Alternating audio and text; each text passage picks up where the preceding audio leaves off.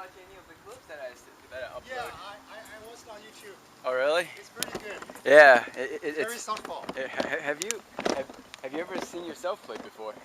No. Yeah. Never. It's strange, right? Yeah, it is strange. Oh, how ugly I was. Yeah, shooting, right. Yeah, it's just like. Correct that, Yeah, well, a lot of times like, yeah, I had a good game, and then when I look at it, no. No. Yeah, no. Yeah, that's very softball. I was going to say thank you. Yeah, that's all right. I like watching it too. Yeah, but it's pretty good. I thought I was going to perfect, but no, I watch it more for entertainment. It's just like, oh, I suck. Oh yeah, that guy sucked too. But everyone sucked today. Yeah.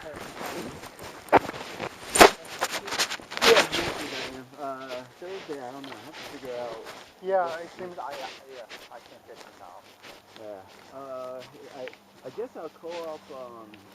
I wonder if the last gym, if they changed ownership, I guess if someone else bought it, then maybe that is one. Yeah. Because everybody could play there. Yeah. So. Indoors. Yeah. So we have to find indoors. Right? Yeah. When does it begin to cold? Getting cold? Well, we can still play outside all the way up to November. November. Oh, okay. Yeah, November it gets cold. Okay. Yeah. Well, it gets cold enough that you wouldn't want to play outside. Yeah. Yeah. Late November, early November, still sort of doable, sort of. Yeah, but most people are old, and so like slight chill, their joints freeze up and they're not playing. Yeah. Yeah. Okay. What's your talk so far? Okay. I'll see you, man.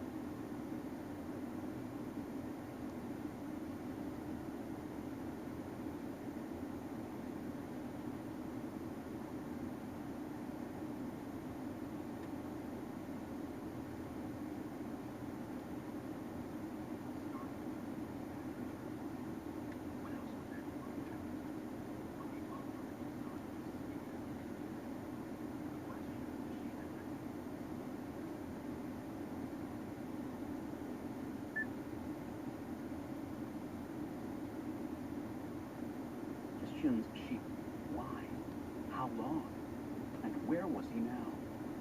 Could he possibly be dead again? Time wore on, and she began to doubt the evidence of her eyes. She had only glimpsed him on salvation. It was conceivable that she had mistaken someone else for him, but was it conceivable that there was anyone else in the galaxy with the ability to do what he did? It had to be him. But the rest of her doubts were why? How long? And where was he now? Could he possibly be dead again? Time wore on, and she began to doubt the evidence of her eyes. had only glimpsed him on salvation. It was conceivable that she had mistaken someone else for him, but was it conceivable that there was anyone else in the galaxy with the ability to do what he did? It had to be him. But the rest of her doubts weren't so easily dismissed. Starkiller was alive, and while the part of her that had mourned... Head northwest on Foxcroft Drive toward North Wales Road, then turn left onto North Wales Road. And Turn left onto North Wales Road. was alive. You are on the fastest route. You should reach your destination by 4:54 p.m. Continue on North Wales Road for 3/4 of a mile. Killer was alive, and while the part of her that had mourned him rejoiced, the simple fact of his existence wasn't enough to reassure her completely. The ramifications of his return weren't going to go away simply by assuming that he would eventually come for her, or hoping that she could escape, in order that they would be together again. How had he come back? She had seen him consumed in a massive explosion while rescuing the rebel leaders from the Death Star. In a 1/4 mile, turn left onto Pennsylvania 73 East. Rescuing the rebel leaders from the Death Star. An explosion that Kota had assured her had definitely killed him. She had felt as though part of her had died, and she had moved forward in complete faith that what she'd seen was real. Turn left onto Pennsylvania 73 East, West Skippack Pike. That what she'd seen was real. That Kota had neither lied nor been mistaken. Starkiller had died, but now he was back. Continue on Pennsylvania 73 East for 6 miles. But now he was back. The explanation for this apparently simple fact had to lie far beyond what she regarded as normal, perhaps even possible. And the source of that explanation was, had he been alive all this time, or had he only recently returned from the dead? That was another question with powerful undercurrents. If he had been alive the last year, why hadn't he contacted her? What had he been doing? When had Kota learned about it? It was clear to her now that Starkiller had been aboard the Rogue Shadow when it docked, and that he was most likely the source of the tactical information Kota had given her. How long had they been in league to keep this knowledge from her? How far in that light should she trust the information? On the latter point, she had no choice. Sealed up in the belly of a bounty hunter's prison ship, she might as well have been in another universe as far as the Rebel Alliance was concerned. They might even think her dead, if the battle went badly and the Salvation was destroyed. She might never get the chance to share her concerns, or to ask Kota why he deceived her. The painkiller was wearing off. A long, throbbing ache spread outward from her shoulder, down her arm and spine and up into her skull. She embraced the pain at the same time as she hated it. It cleared her thoughts. She remembered the Imperial, the last time she had been a prisoner.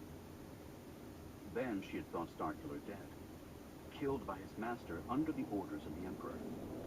Then, as now, he had returned from the grave. Darth Vader had told him that he had been rescued before his life signs had faded away completely.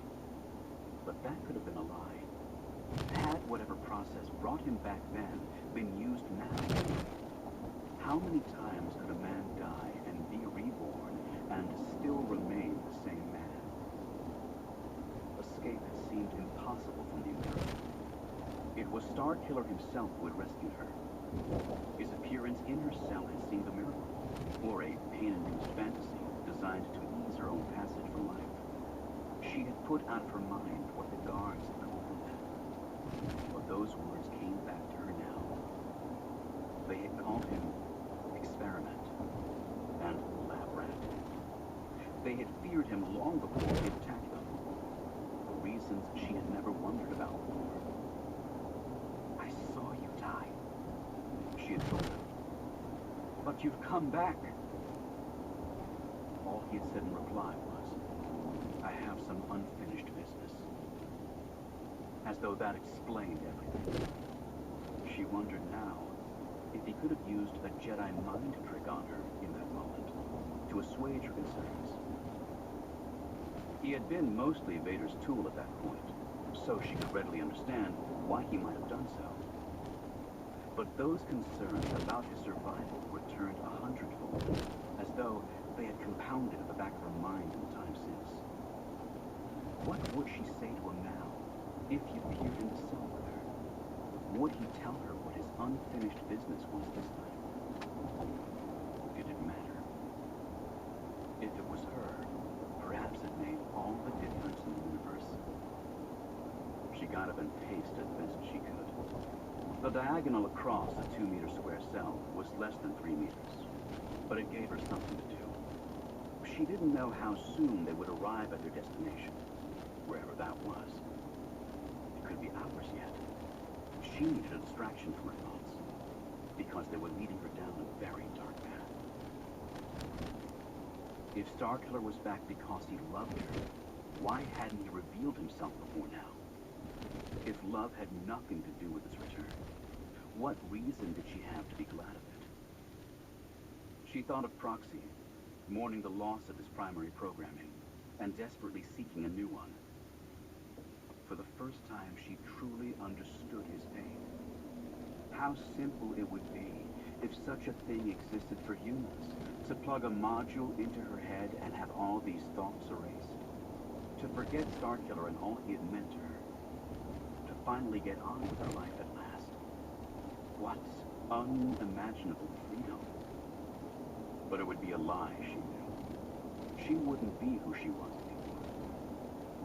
Starkiller had given her a new and better life. To turn her back on him would be to turn her back on the Alliance as well as everything she'd become.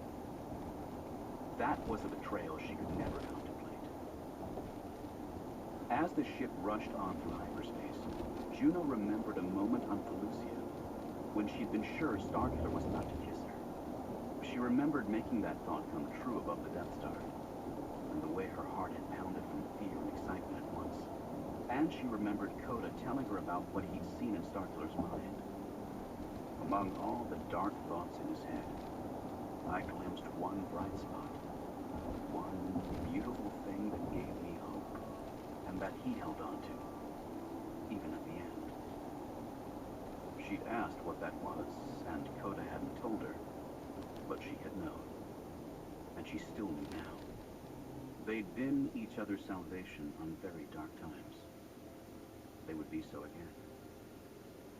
Come rescue me, she said in her mind, knowing the words would be lost in hyperspace forever, but hoping that he would hear her anyway. Rescue me, Starkiller, so I can return the favor. Chapter 17. Starkiller faced the giant droid and stared hard into its 2 remaining eyes. It had lost 4 of its legs, and numerous gaping rents had been carved all across its underbelly and back. But it remained a formidable opponent. It had killed every soldier Coda had thrown at it, leaving only Starkiller between it and the secondary reactor. He could feel the damage already done to the frigate, as a deep, irregular vibration that rose and fell in the normally semi-audible rumble of the hyperdrive.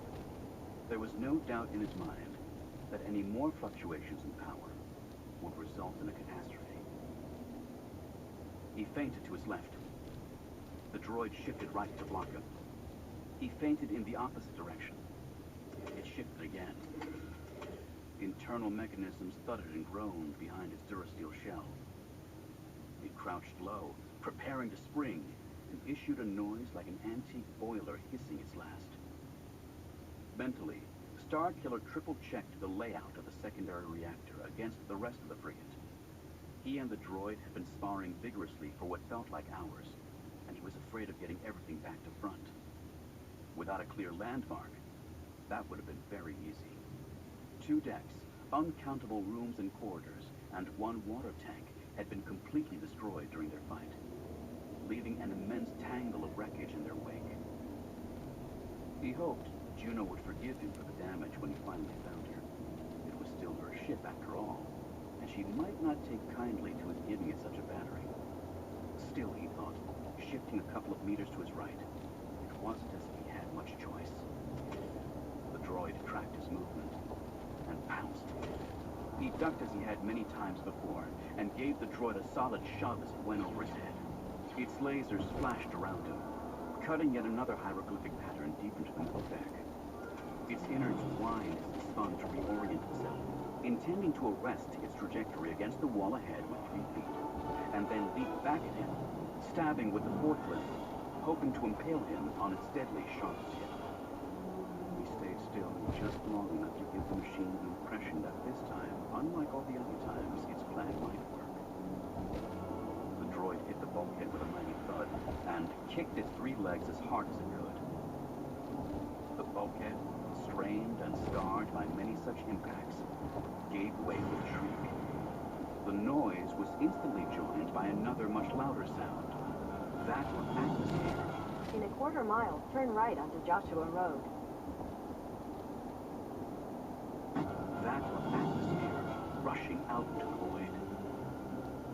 This was no ordinary bulkhead. It was the outer hull of the frigate, and it had been pushed far beyond its tolerance. The droid, realizing its error... Turn right onto Joshua Road.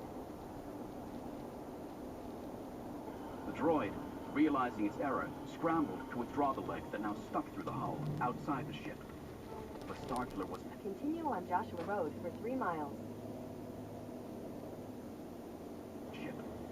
But Starkiller wasn't having any of that. He braced himself firmly against the interior bulkhead behind him, and pushed. The droid sank a meter deeper into the metal, which tore and stretched further in response.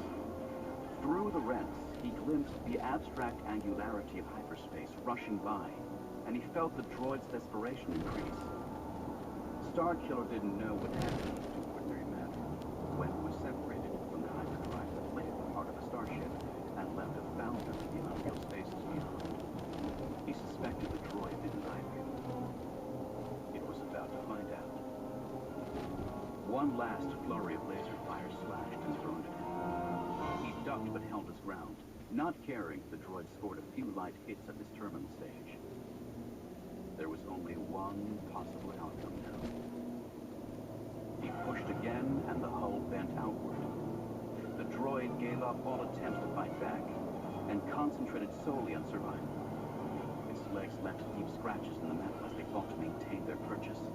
But Starkiller's strength was too great, when combined with the strange effects of hyperspace outside. One claw slipped, then another, and then, with a final shriek of metal, it vanished, swept away by forces neither of them could understand. Starkiller staggered backward, weakened by the effort, and feeling giddy from the sudden drop in pressure. He hurried to a hatch leading down to the secondary reactor that had been the cause of all the fuss. It was sealed tight against the vacuum, but with the last of his strength, he forced it open and fell through. He landed heavily on his back and stared up at the ceiling. The hatch slammed shut behind him. Deeply, gratefully, he filled his lungs. Gradually, he became aware of alarms and his comlink squawking. He reached down and brought it up to his mouth. "What is it, Coda?" "I've been trying to ask you the same question. The hull breach on Deck 3. You're doing?" "The reactor's out of danger now. How's the rest of the ship?" "Holding together." "ETA?" "You might want to get moving if you intend being on the bridge when we arrive." Starkiller groaned and sat up. 2 nervous reactor technicians he hadn't noticed before backed deeper into the corner they occupied. "It's okay," he said. "I'm one of the good guys." They didn't look terribly reassured, and he couldn't blame them. His black flight uniform was torn and charred. Laser cauterized wounds covered almost every square centimeter of his exposed skin. His face was smudged and bruised. Favoring his right leg very slightly, he left the technicians to tend the machine in their care and began the complicated ascent back to the bridge, through damaged decks and past mounds of wreckage and bodies everywhere. One of the good guys. The technicians hadn't known who he was, and that was undoubtedly for the best. Maybe they had heard of a young man who had played a role in the formation of the Alliance. They might even have heard rumors of his death on the Death Star. They were very unlikely to connect him to that person. And even if they did, who would believe them? People didn't come back from the dead. It just wasn't possible, even for Jedi. Starkiller wondered if Darth Vader thought himself one of the good guys. He wondered if any servant of the Empire did, for all. Juno had been having doubts long before she'd met him.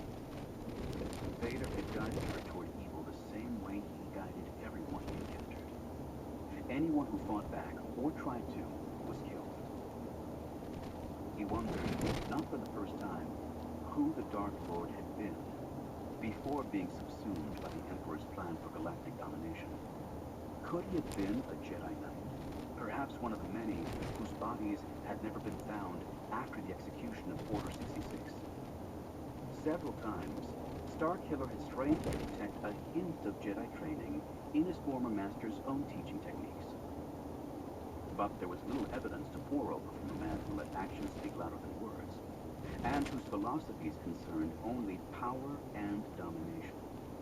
The only subtlety Starkiller could discern was that, although the lessons were brutal and the cost of failure high, there was no malicious cruelty.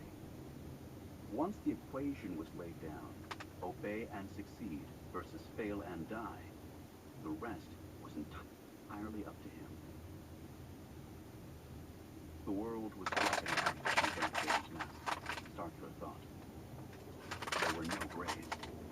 He imposed this view on everyone around him, and people either fell in line or fell by the wayside. That didn't stop Darth Vader from emulating his own master, though. He plotted treachery and had schemes that might take years to unfold. He was... In a quarter mile, turn left onto Ridge Pike. That years to unfold. He was smart and had learned the hard way to be cunning, probably thanks to the long years of his own tutelage under the galaxy's ruling Sith Lord. But Vader preferred the direct approach whenever possible. He thought the way... Turn left onto Ridge Pike. He thought the way he thought. It was easier to lure Starkiller back to him by using Juno as a hostage than any other method, so that was what he did. Instead of negotiating with Starkiller, he would simply kill him. Black-white, open shut. Vader's mind was a puzzle box from which he let little escape, but the shape of the box said much about him. I will surprise you, Starkiller promised his former master. If it's the last thing I do, in this life, he added, or any other. The bridge was scarred with the signs of battle, blood, blaster scoring, burned consoles, but amazingly functional nonetheless. Like any band of mercenaries, Coda's squad had plenty of experience with operating in less than perfect conditions. They patched sensors out of spilled components. They rewired control systems by hand. The medic, Nikke Vans, was nowhere to be seen. Starkiller assumed he was in the surgery suite, doing what he could to patch the crew back together. Proxy was helping too, stabbing at buttons on 2 consoles at once. After a hasty repair job on his chest and eye, he seemed to be back to his old self, more or less. A flicker of Coda swept across the droid's metal body. And Starkiller wondered why. "Forget about the cargo bays!" Coda shouted into a comlink. "If Engine 6 fails in the next 5 minutes, we won't care about what stores we've lost." He glanced up as Starkiller walked to stand next to him. Coda looked as battered as he had on the Cato morning. Clearing out the last of the camouflaged stormtroopers had taken its toll, it seemed. Coda acknowledged Starkiller with a nod. "We're running slow. The fleet will get there ahead of us at the rate we're moving. But We will get there in the end. That, I guarantee you. Starkiller was somewhat reassured, but the anxiety he felt for Juno was unabated. If the fleet had arrived at Camino, that meant the bounty hunter had arrived. She was almost certainly in the hands of Darth Vader right now, suffering 1,000 unknown ways. To distract himself, he checked on the rogue shadow. It was still docked along the frigate's spine, seeming undead.